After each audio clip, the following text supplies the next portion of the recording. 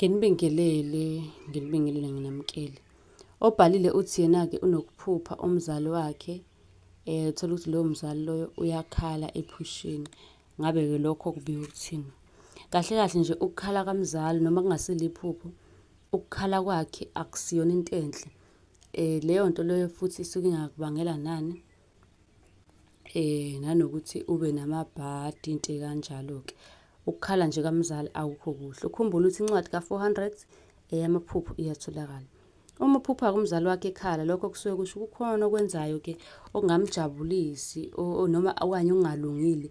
Mhlampe mawukuthi ubuwumuntu olungile sekuney'ndlela nje ezingalungile oy'qalayo. Kanti vele uma uvele nje uyiginsa lakwenu wenza izinto ey'ngalungile, okusho ukuthi lezo zinto lezo azimphathi kahle. Ngisho engaba kuthiwa uyashona, uyohlezi ebuya ngephupho, uthole ukuthi ubuya nje ucasukile noma uyaqinya, uyakucasukela ukukhombisa ukuthi cha unolaka. Lokho-ke okungalungile umzali engakufuni, kugcine kuze kubange ulaka kuyena. Ngisho kuthiwa uyaphila, ngisho kuthiwa akaphili. So kubalulekile ukuthi umhloniphe. Siyatholakala ku-YouTube, siyatholakala ku-TikTok, siyatholakala ku-Facebook, sichaza amaphupho.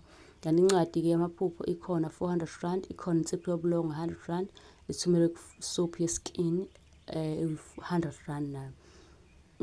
Ningasifonela futhi, ningasi-WhatsApp-a, siniposele ngophepha u-address 60 rand, nisale kahle.